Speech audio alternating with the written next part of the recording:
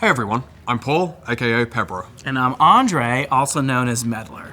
Today is April 1st, and we're back to talk to you all about some of our plans for Season 2. Now, if you haven't seen the two cinematics, you should probably pause now and go watch them, because we will be referring to them a number of times in this video. Okay, if you're still here, let's talk spoilers. Last season, we watched everyone's favorite Noxian frenemies, LeBlanc and Vladimir, plan, plot, and scheme. Now we're headed to Ionia to find the powerful weapon they've been seeking. But we're not just going to Ionia. We're arriving just in time for the bloom of the rare Spirit Blossom flowers and the Ionian festival that celebrates them. Spirit Blossom is one of our favorite thematics, and based on what we've heard from you over the years, it's one of yours too. Also importantly though, it's a canon event in Runeterra, meaning that the festival takes place in Ionia with each bloom.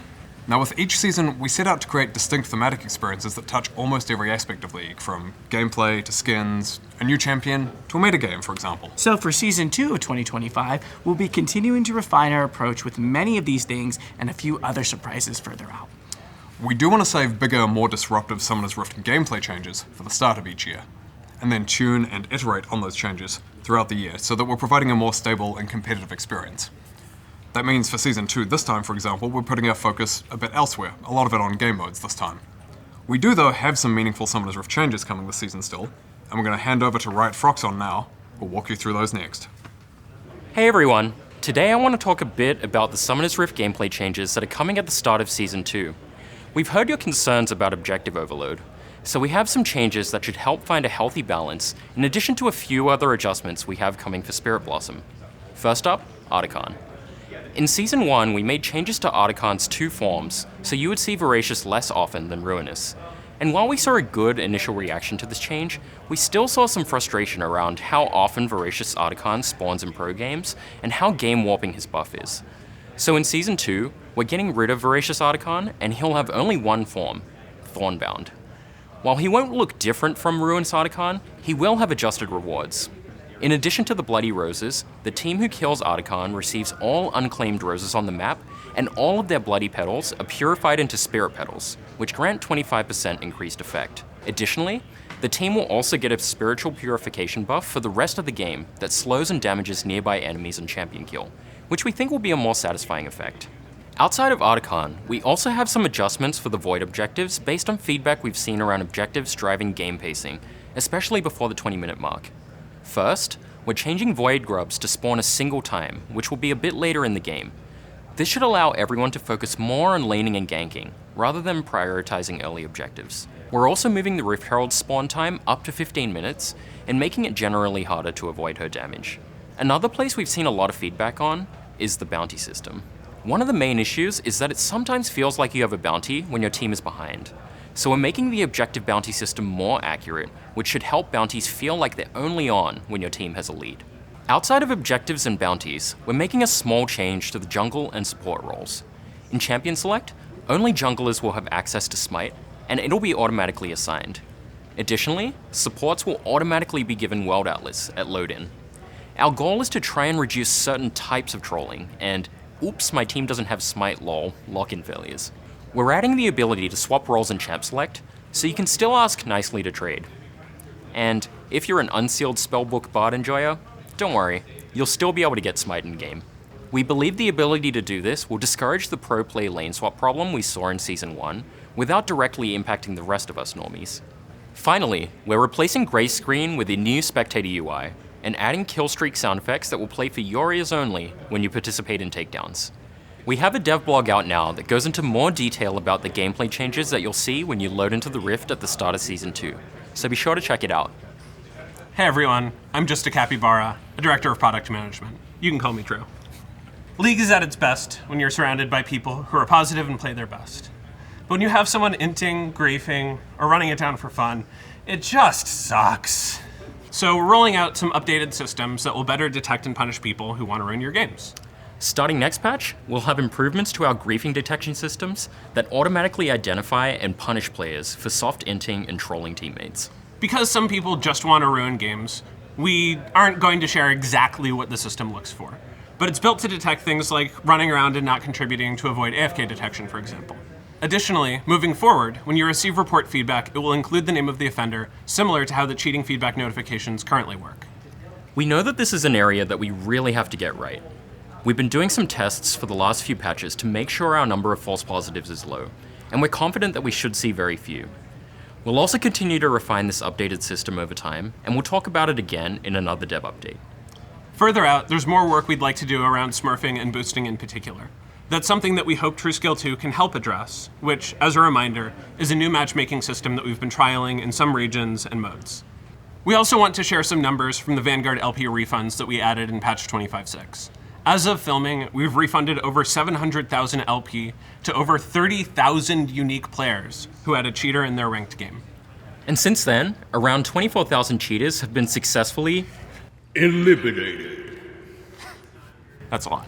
Aside from punishing players who waste your time by ruining games, we also want to take some time to thank all of you who bring positivity to League, whether it's through helpful and friendly comms, grouping for objectives, or just fist bumping each other after a great play. We're also seeing a lot of feedback on the recent changes to the honor system that we're working on. We'll be back later when we have some changes to share here.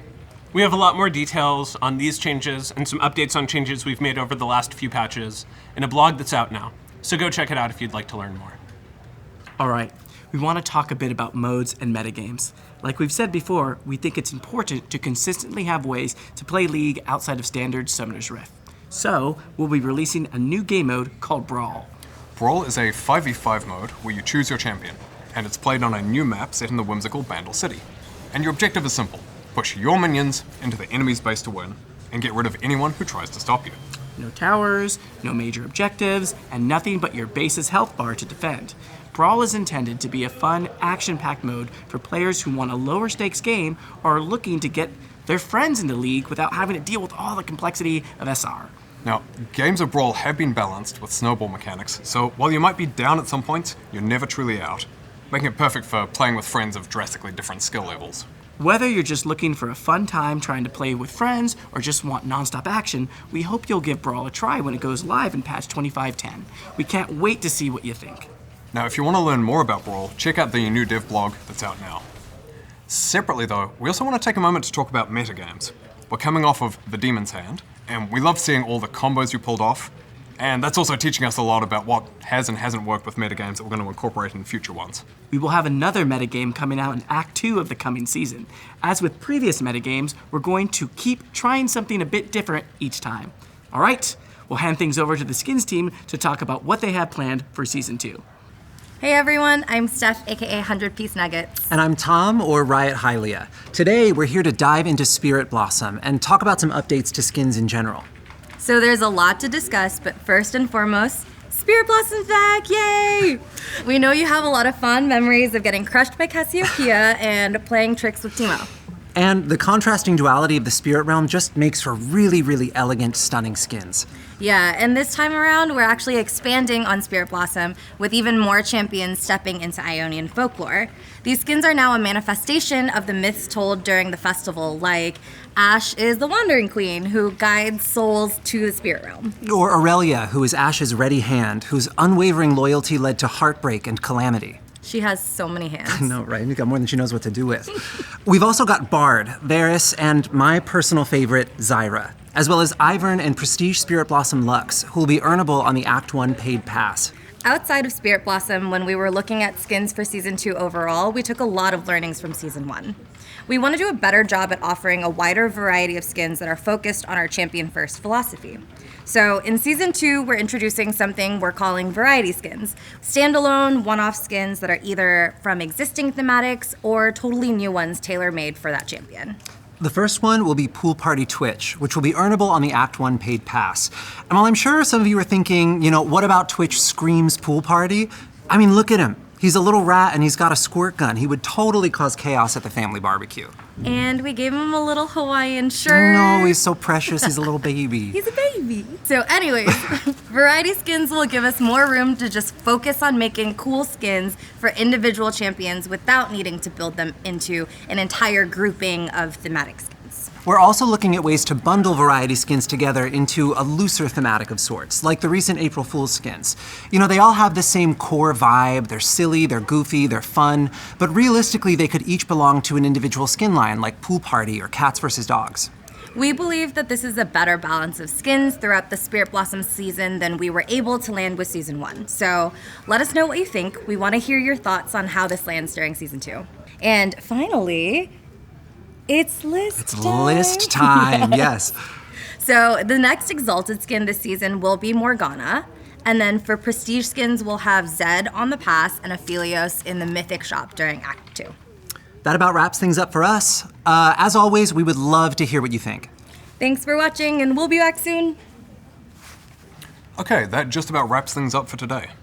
In case you missed it, Swift Play is now out globally, so be sure to jump in and play a few matches if you haven't already had the chance. And while you may have recognized quite a few familiar faces in yesterday's cinematic, there is one who may look new. Yanara is our new champion who will be coming out in Act 2. We don't want to spoil more, but we'll be back before then to share more about her and her connection to the Spirit Blossoms. And then finally, we wanted to share that in May we'll be celebrating another pro who has made his mark on League. This player will join the Hall of Legends. He's inspired the next generation of upcoming players, and we can't wait to give him the recognition he deserves. As always, thanks so much for watching. Don't forget to check out the dev blogs, and we'll see you on the Rift. Until next time, see ya.